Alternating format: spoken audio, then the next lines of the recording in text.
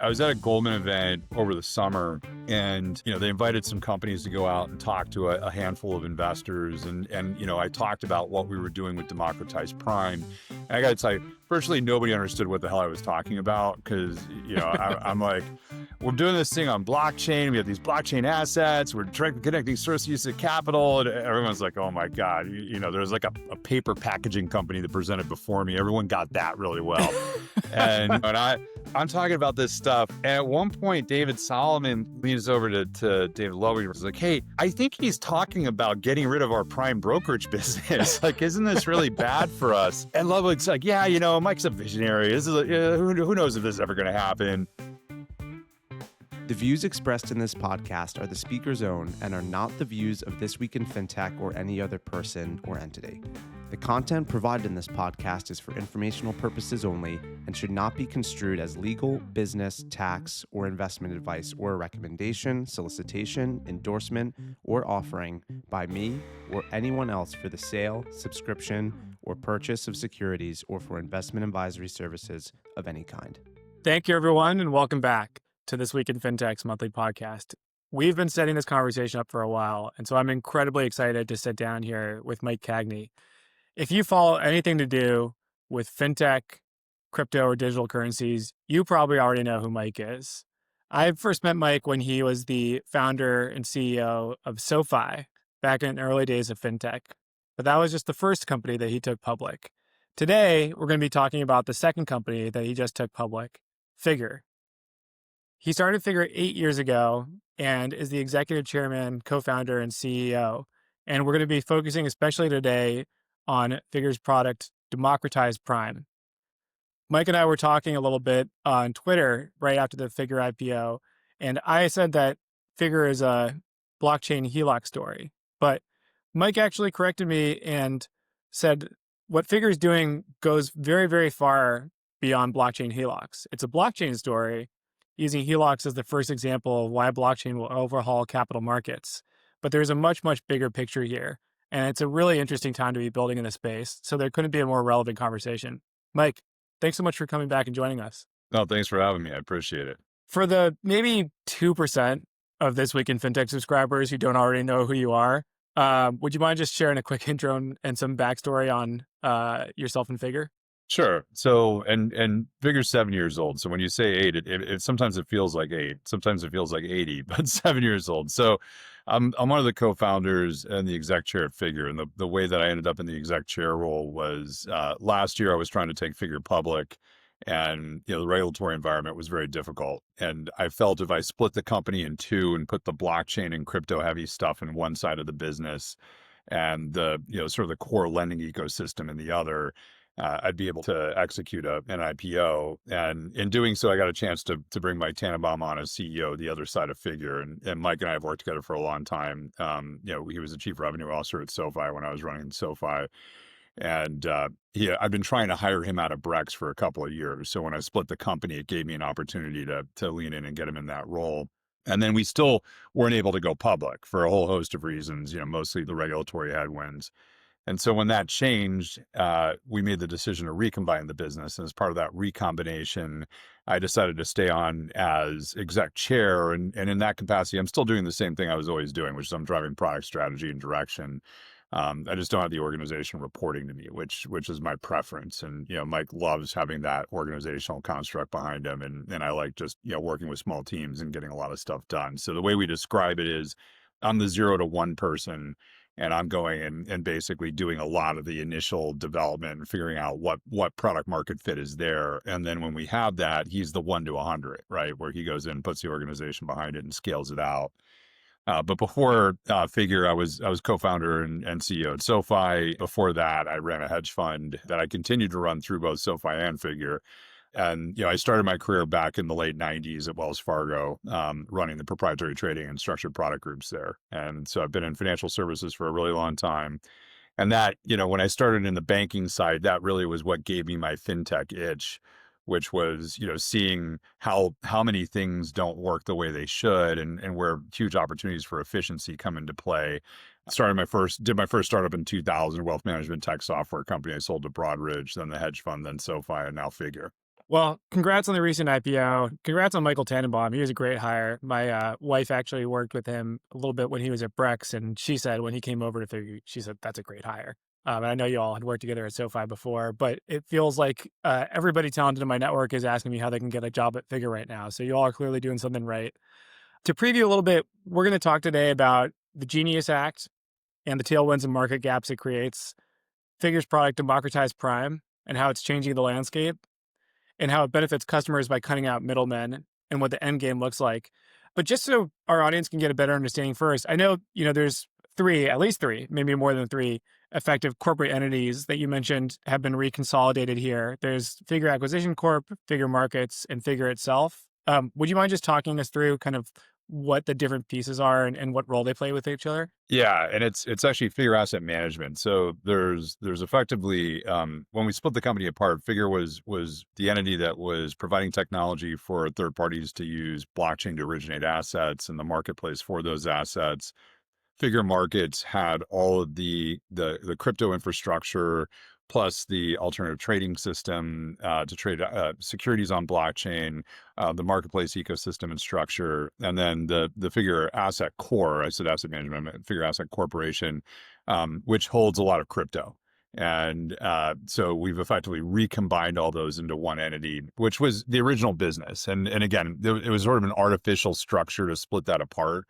It was trying to fit within what we felt was a regulatory mandate at that point.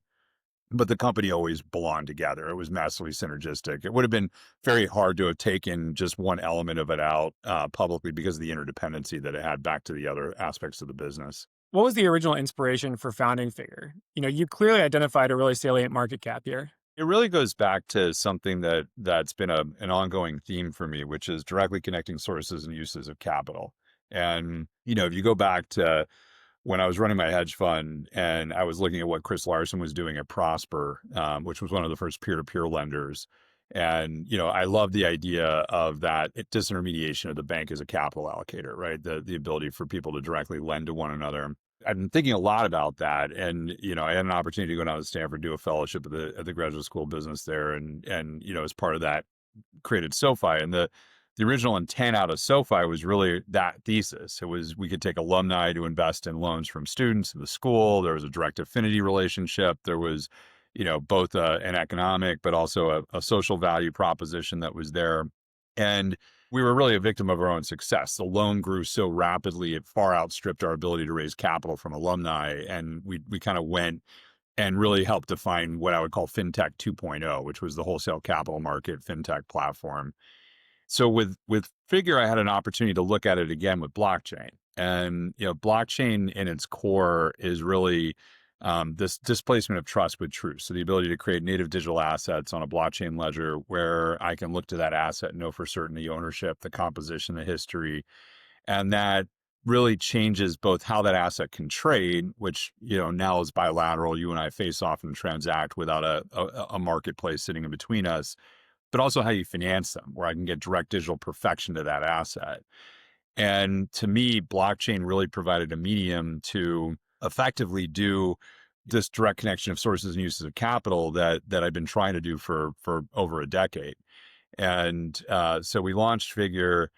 And the original intent behind this, we needed a use case to take to market. And we said, well, we'll do securitization because we think we can originate, aggregate, and securitize loans on blockchain and save 85 basis points of cost. And, I went and I pitched a bunch of banks this idea and universally they're like, yeah, this is great. We'd love to do it. We'll be the 10th bank to do this on blockchain. Mm-hmm. And so, it was clear no one was going to be an early mover on it. And so we created a lending platform. And this is kind of going to your point about, as a HELOC company, the lending platform we created out of necessity because we needed to take the position of first mover and de-risk the blockchain for folks with the idea that other people would come in behind that and leverage the technology once we proved the efficacy.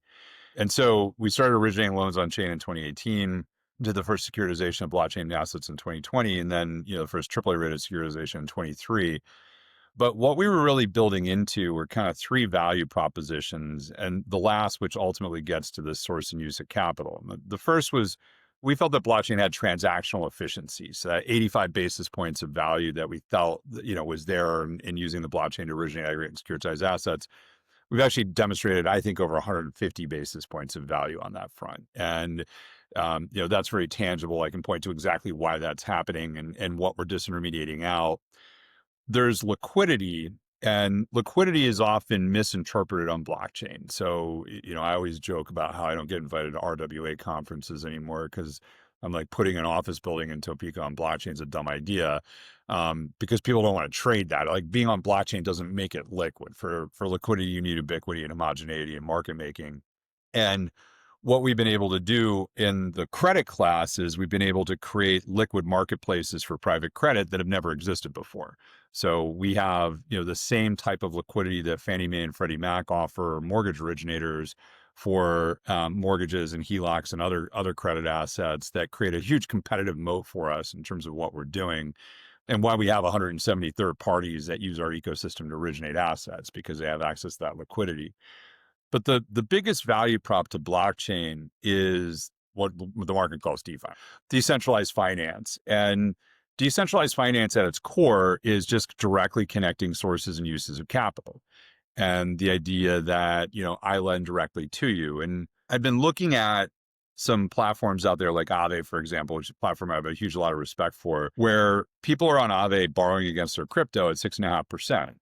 And if I go to Cantor or, another institutional back leverage provider, it will cost me 9.5%, 10% for that loan. And the question is, well, geez, why is it so much cheaper in this DeFi structure? And it comes down to, this, what we would call Pareto efficiency of directly connecting the source and use of capital, the lenders getting something better than they were ever getting before, which was zero, right? The borrower's not paying the overhead of the bank as a capital allocator. And you're creating a structure where both sides are coming out of that transaction better than they would through the bank as an intermediary. And that, to me, is the huge value of what we're ultimately trying to do and bringing DeFi to the market.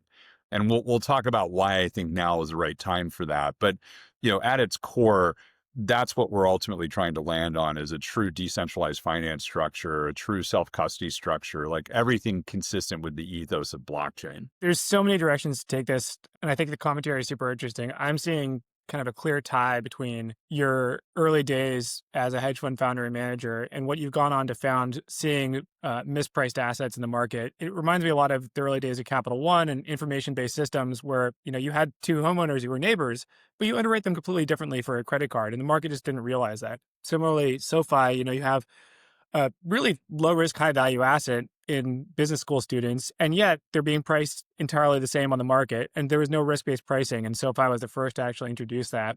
And now I'm starting to see that story with Figure as well, except in addition to better risk-adjusted pricing, and we're going to get into this with Democratized Prime, but you have this entirely new form factor for everything from like cross-asset collateralization to introducing new participants to the market, to better data for risk-adjusted pricing to private market investors and the conventional credit hedge funds who've been playing in the space for a while. I think anybody who's gone through a home buying process and had to deal with mortgage and title understands the value here of being able to centralize all information in one place. And so HELOCs are a really, really salient first product for this. But the potential for the technology, I think, far outstrips that. Because you mentioned, Cantor specifically, Howard Lutnick, who's now Commerce Secretary, has this famous quote about his work at Cantor where he said, my job is to get between the wallpaper and the wall. And what he means by that is credit spreads can be really thin. We're talking about basis points here, but you have an intermediary that's basically playing the matchmaker role or the market maker and able to take a few basis points on a transaction when it occurs. The efficiency of Figure is, if you scale up that transaction over the entire size of the market, you're talking about many, many, many basis points accruing, and that's significant dollar value. And Figure basically just removes that intermediary and actually provides efficiency by being an effective matchmaker and bringing new parties into these transactions who before had never even assessed, this market. And so because, Howard is now Commerce Secretary, I think it shows that there is a sea change with the current U.S. regulatory climate where a lot of this technology is now viable and in a scaled way with institutional participants. And a lot of that tailwinds from the Genius Act. Really, what is the Genius Act and how does it reshape capital formation? And what are the implications for Figure's business? Yeah, and even before we go to the Genius Act, I want to double click on a point you made about the wallpaper on the wall and the importance of being a marketplace operator, because that's really the evolution of what Figure's gotten to today. If you looked at our business 2 years ago, we had a lot of third parties that use our technology to originate assets, but we sat in between them and the capital markets, right? So we would buy their loans and then we would package them up and securitize them and do whatever we would do in terms of the downstream liquidity. And what we started a little over a year ago was a marketplace that allowed our partners to sell those loans directly to the capital markets without any intermediation from us. But it happened in our marketplace, right? And so we earn the take rate on that market as opposed to getting the gain on sale by sitting between the originator and the ultimate takeout. So that model I just mentioned was sort of FinTech 2.0, and Web 3.0 is the marketplace operator model. And what we've been able to do, if you look at our economic performance, we went from 0% of our business in the marketplace June of last year to, the beginning of that at the end of last year. So we're running a 31% EBITDA margin last year without really a marketplace. First quarter of this year, 18% of our volume went through the marketplace. Second quarter, 40% of our volume went through the marketplace. And that EBITDA margin went from 31 to 37 to 47%. And that is demonstrative of when you're not using your balance sheet, you're not using your equity capital, you're not using your operations and incurring your variable cost. It is a much more profitable business to be running the marketplace. And that's where we're ultimately trying to get to. And so the logical next extension of that is the financing marketplace. So we now have the liquidity marketplace, which we've stood up. And, I would expect that 80% of our volume runs through that marketplace as we get into the tail half of this year and into early next year. And you're going to see a corresponding increase in EBITDA margin that looks like a true market exchange. But the financing side is even more interesting because, that in theory at its margin is 100% contribution margin business. And so, we're very focused in building that out. But the Genius Act is done something to catalyze the adoption here. And notably, with the Genius Act, we now have legal stablecoins. And the biggest limitation that we've had with stablecoins has been application to payments. In the US, you still don't go to Starbucks and buy coffee with stablecoin. You're buying, with fiat through a whole bunch of mediums that you have.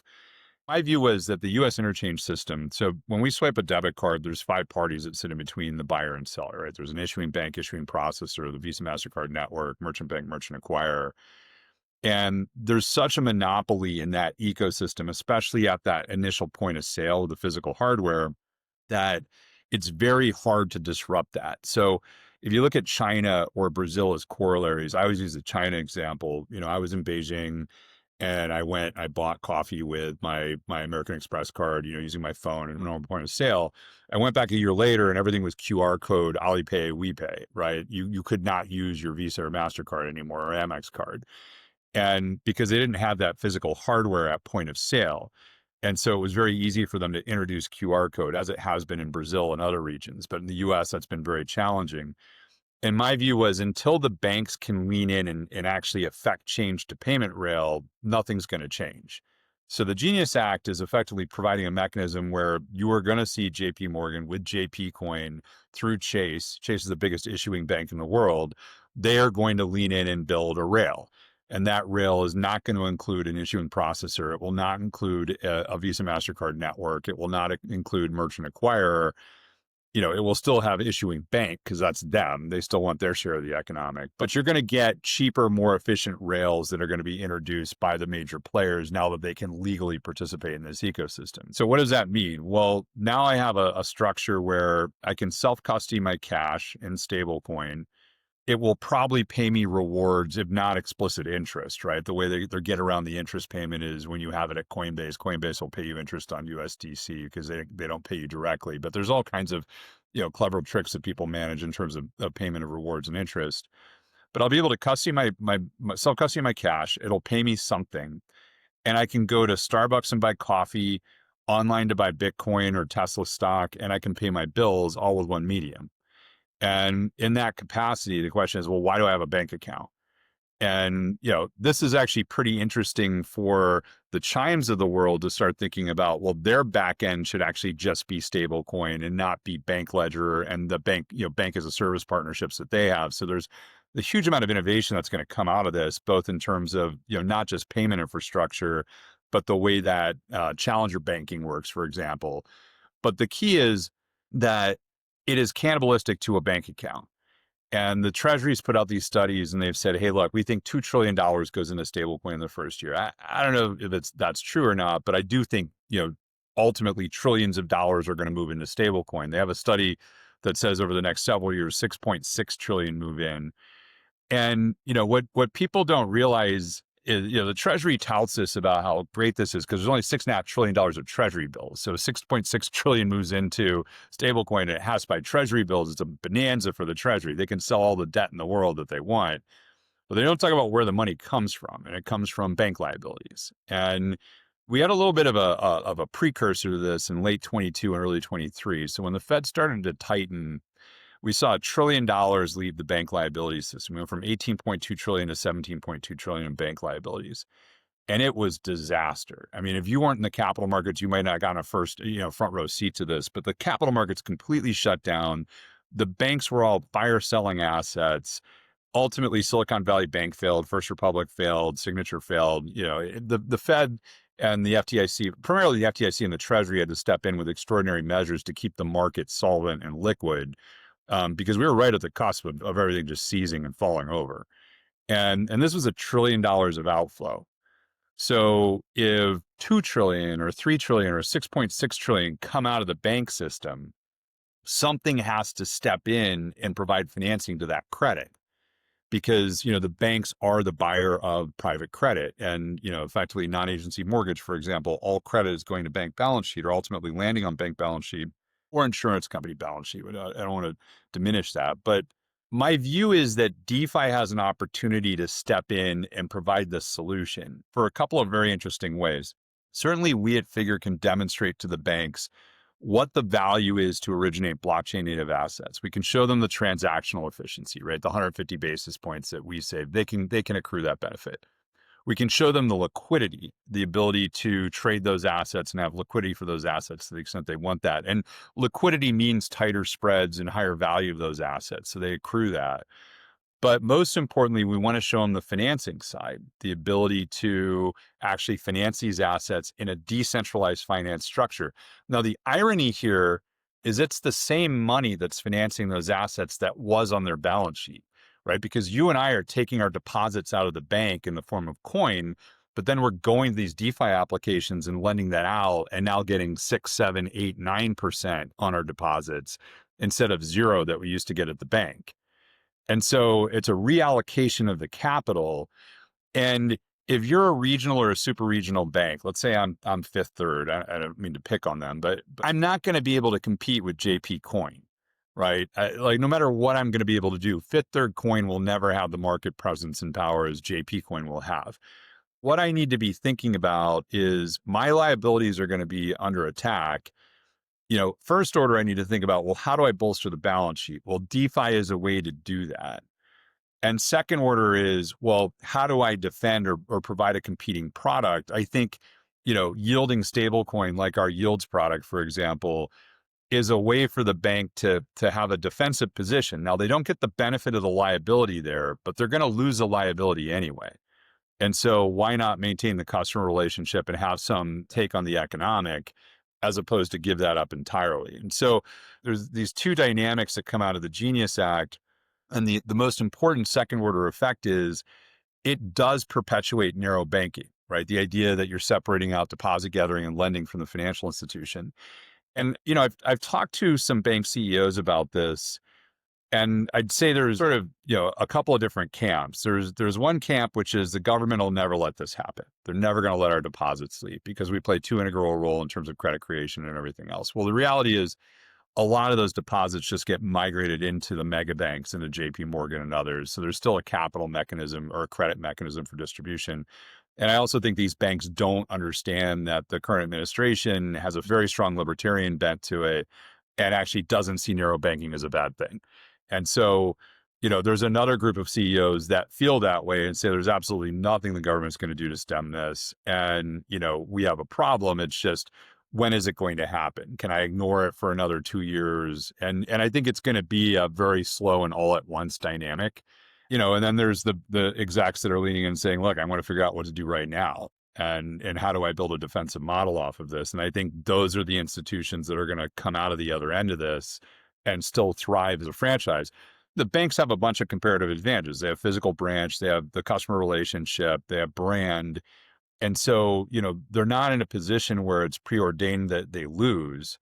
But I think if I'm a bank CEO, especially a regional or super regional bank CEO, I need to massively rethink my strategy, because the idea that I'm going to have the same persistent liabilities I've had for 100 plus years, I think that goes out the window on the back of the Genius Act. And I think that's the seismic shift that people are struggling with right now. And, when we were on our roadshow for the IPO, one of the bankers said, hey, I'm talking to a bank board about this, a relatively large bank. And, would you be willing to have a conversation with them? And I said, yeah, sure. I'm happy to go do that, because I'm doing that anyway. And he came back the next day. He said, well, they said that you were too scary. Yeah. That they didn't. That was what I expected was probably going to happen. Well, Tannenbaum and I penned a piece in the American Banker called, Genius Act creates $1 trillion stablecoin opportunity. Our original title for that was "You're All Doomed," and it's like the level of change that's coming in. I think people just don't fully grasp what's going to happen, and it is seismic. This episode is sponsored by Bridge, a Stripe company. Just as the internet made information global, stablecoins are making money global. And Bridge, a Stripe company, is the infrastructure powering that shift. Built for speed, scale, and simplicity, Bridge helps businesses send, store, accept, and launch stablecoins instantly. Serve global customers without navigating the complexities of setting up crypto rails.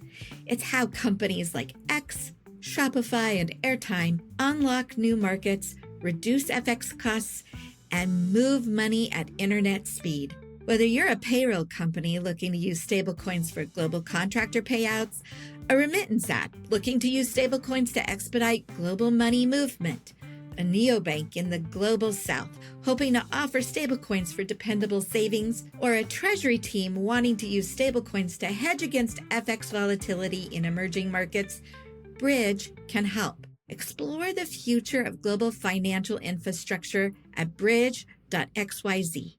I wish we had more. I wish we had, another 2 hours for this conversation, because there are so many interesting threads to pull on here. A couple quick reflections on my end. I just got back from Mexico last night, where I was down there for Fino Summit. I was talking to the group about stablecoins, and a lot of these themes seem to be coming up in every conversation. But two interesting questions I got were, why are we seeing so much innovation here in the U.S.? And, what impact is this going to have on banks? And I couldn't agree more with a lot of what you just said. In the U.S., we've done this almost overnight 180 from, arguably one of the more hostile environments towards blockchain and financial markets to one of the most permissive.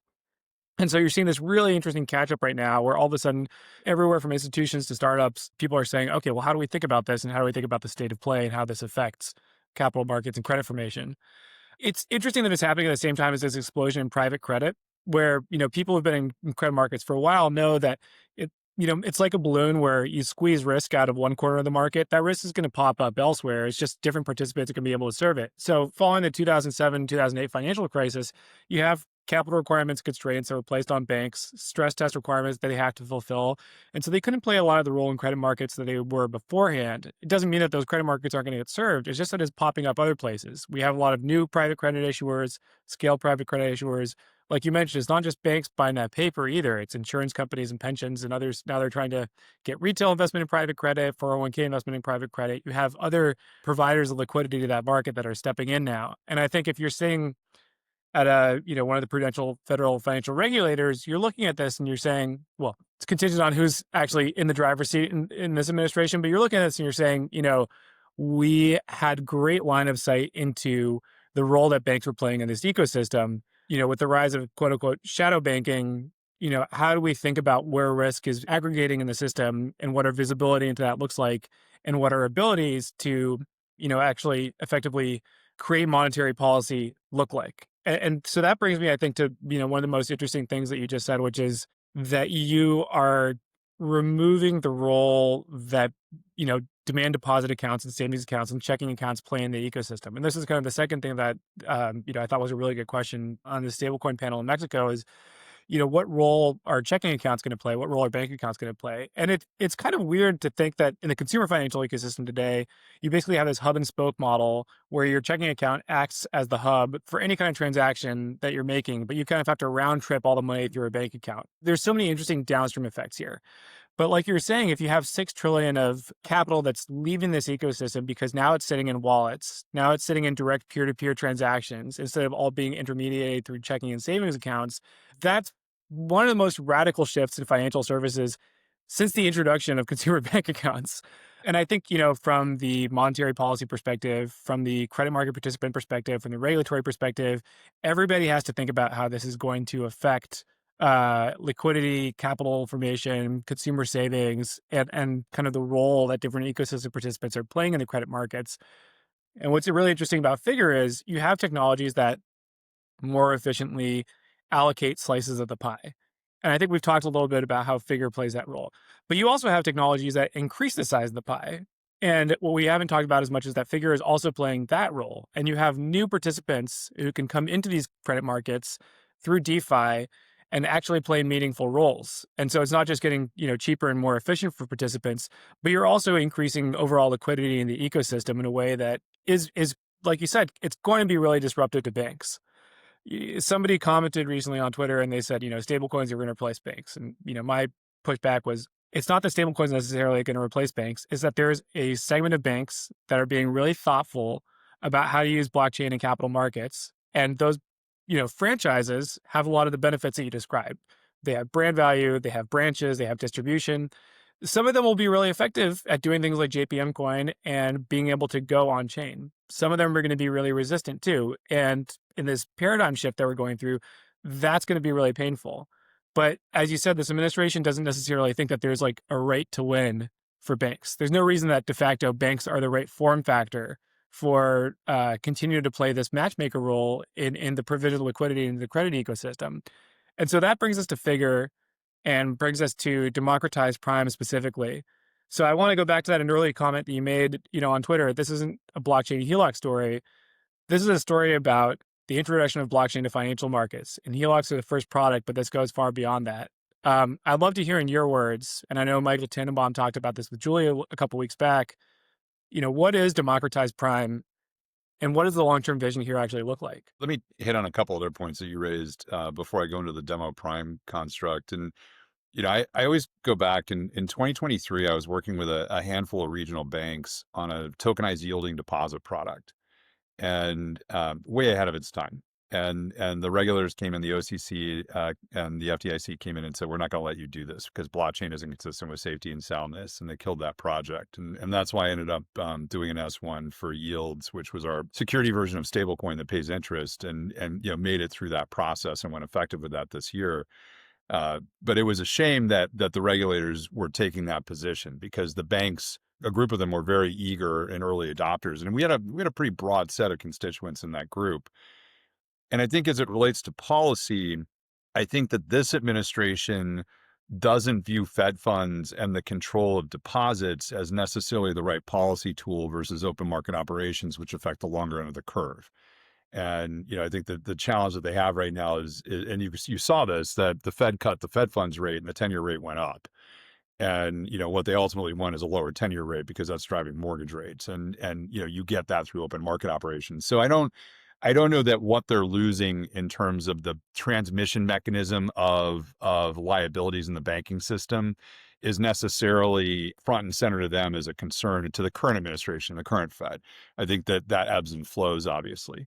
But as it relates to Democratized Prime, as I talked about earlier, and sort of as the name implies, it's just reallocating who is doing the lending, right? Because today, when you and I have deposits at the bank takes that, it lends.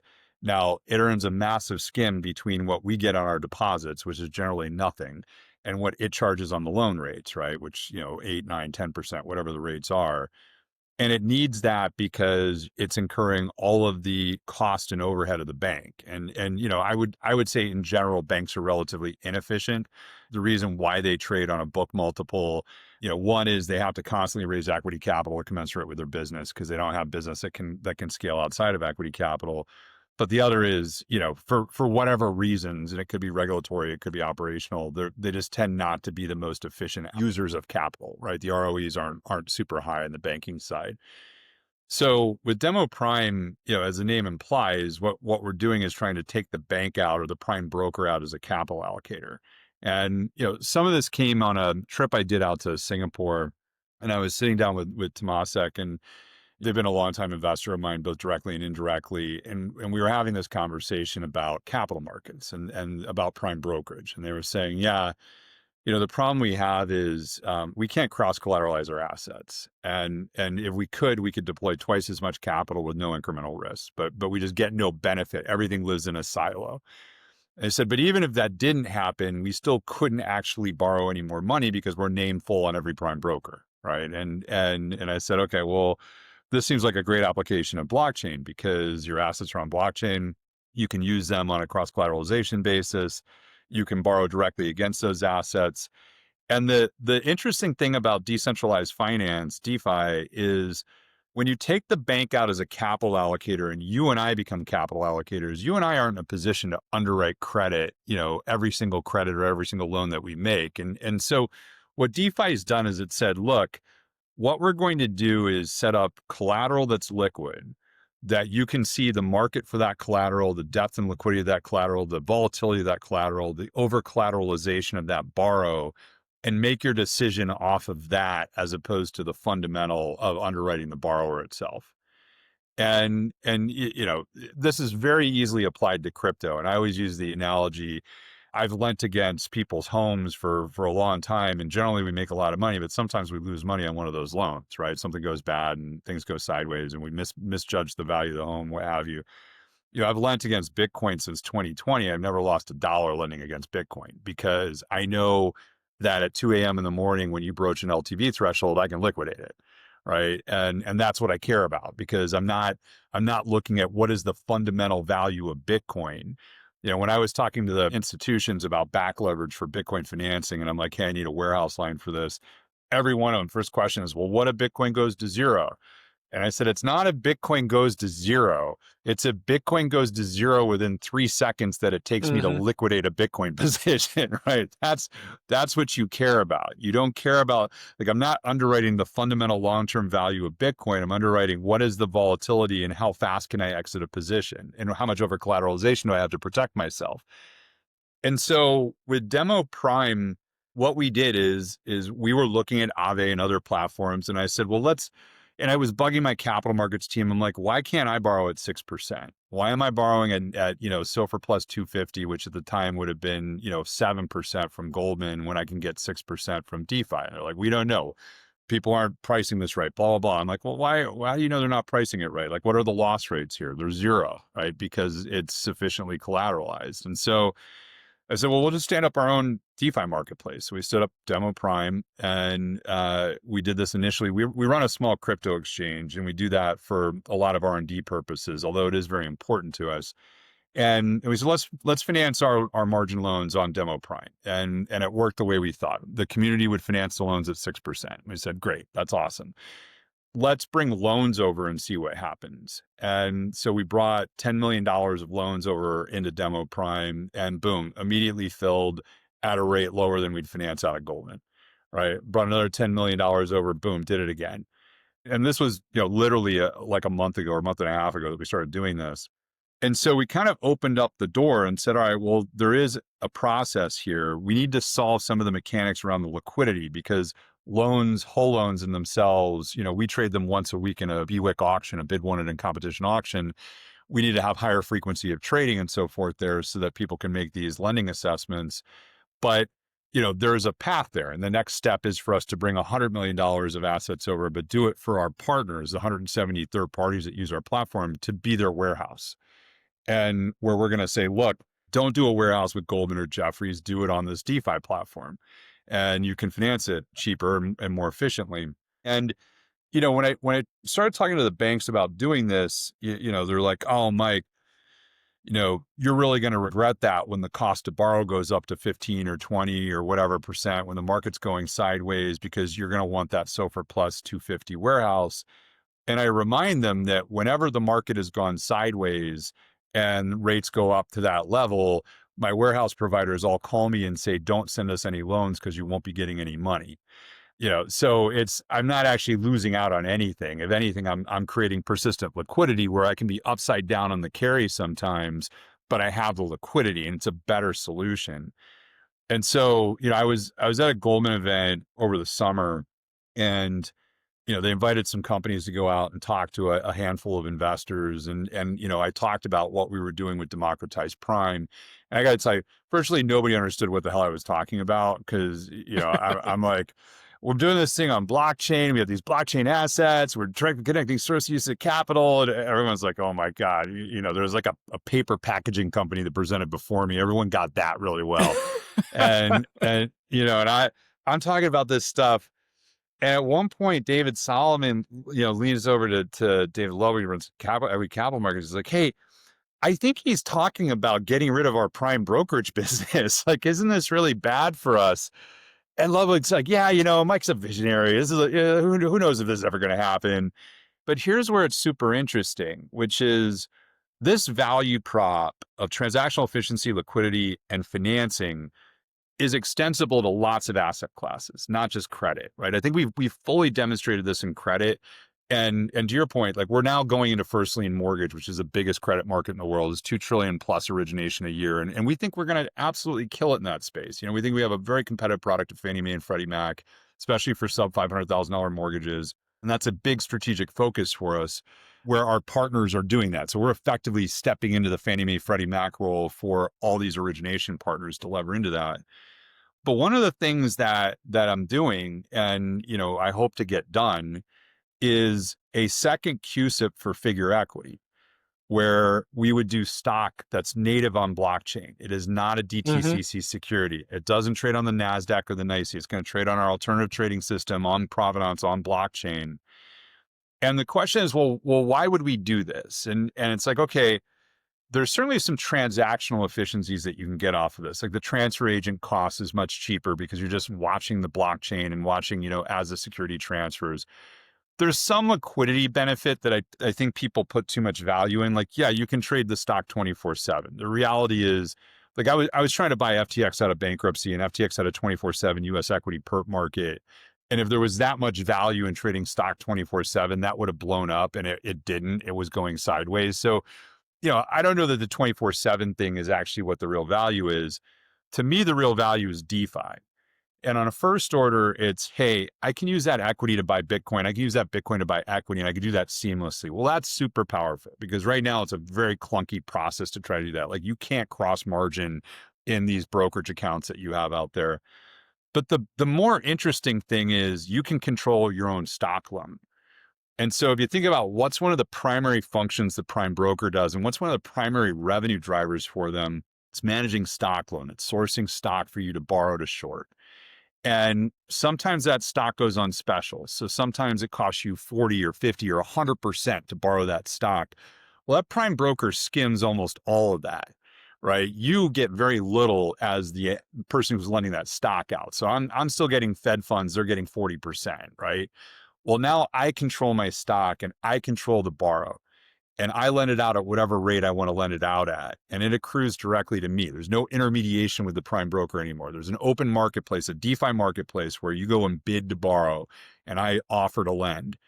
And this is hugely powerful. And so when we were on the roadshow, and I think we did 150 investor meetings as part of the IPO roadshow, and I was pitching this to everybody. And universally, every one of those buy-side accounts was like, I would much rather trade that if you can ensure it's going to track to the NMS security, which I think we figured out how to do, and how to have liquidity over there that matches the NMS liquidity. And, what I would hope out of this is these buy-side accounts, if this works, would go to all their other companies they're invested in and say, hey, you should have a second CUSIP, right? Because I want to be able to control that loan. I want cross-collateralization. I want this benefit. And so what gets really interesting on this is that stock is trading on a decentralized exchange. So even though we have an alternative trading system that's registered with the SEC, it's a bilateral system. You and I face off directly to settle. There's no intermediation through the broker. It's a DEX, decentralized exchange. No DTCC. No DTC. Well, so if you think about it, at the very top of the stack, no DTCC, right? So the blockchain is the registry for the security.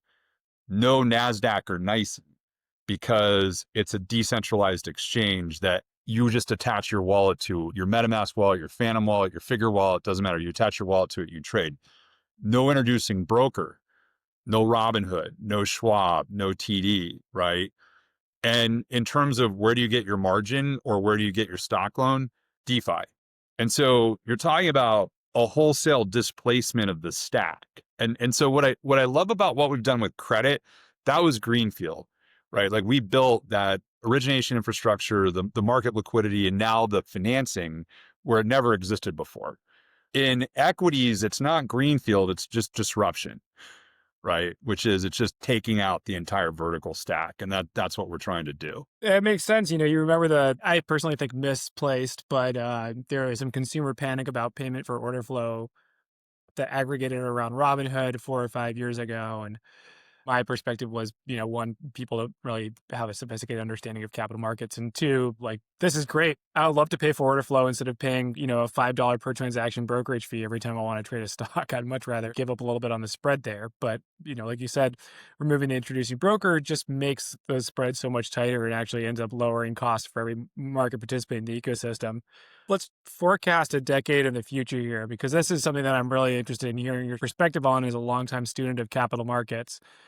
You mentioned the First Republic SVB micro crisis, let's say, that we had a couple of years ago over the weekend. What's really interesting is, the fundamental problem was, in effect, a maturity mismatch. It's not that this underlying, book of assets and obligations was mispriced necessarily. It's just at a point where they needed to sell, they weren't able to find a buyer that could support the asset valuations at the moment. So they needed somebody to step in. And the United States government has always kind of played this lender of last resort role in the ecosystem. You can make an argument that FTX was in a similar position. There's just a maturity mismatch, but, the state's actually been able to recoup more from the underlying assets than where they were marked. It's just, that there was a liquidity crisis at the moment when they needed to be able to raise capital against those assets. Looking 10 years in the future, let's say Figure is wildly successful and we have multiple different capital markets that become more efficient by going on chain. And there are other figures that see this opportunity and they spring up. And maybe there's the JP Morgan and the Morgan Stanley version of Figure that springs up, as well as, net new businesses. When you have stress events globally and you have these moments of quick liquidity contraction in the market, one of the benefits that you talked about of Figure's model is, if you breach an LTV trigger, you can kind of immediately liquidate. And so you're really not taking a directional bet on the underlying value of the asset. You're just providing liquidity through a loan to the ecosystem. And then you can kind of recoup it immediately if there's a markdown in the asset value. And this is all available on chain in microseconds. Whereas, you're marking bank assets to book on a longer timeline, or, a house may not reprice for years or decades. If you have kind of this cascading effect where there's a stress event and assets are getting marked down and loans are liquidating automatically, how do you think about the role of the buyer of last resort changing? How do you think about the parties that need to step in to provide liquidity in the ecosystem and support underlying asset valuations to prevent there from being kind of a death spiral? Yeah, it's a great point. So let me go back to a couple of things that you said, and then dive into this one.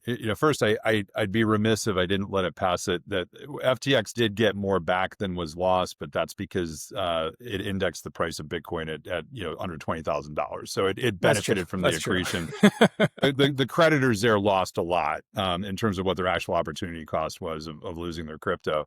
And I think in the SVB situation, it was certainly a very poor treasury management, risk management construct where they bought a bunch of 10-year agency securities and they didn't swap them back to short-dated liability, to match the liabilities.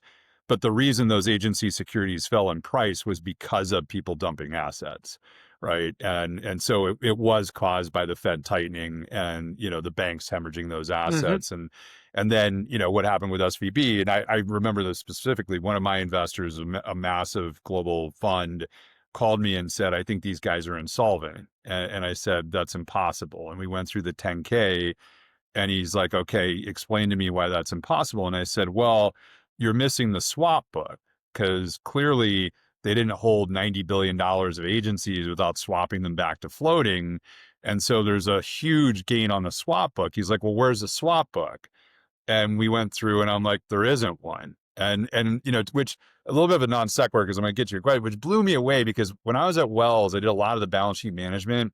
And, it was a $200 billion balance sheet when I was there, which is exactly the size of SVB. And I had to manage against rates going up and down. I had like a $50 billion forward position. I had $100 billion of swaps. I had $50 billion of futures. Like, I had a huge position to manage that risk exposure. They had nothing.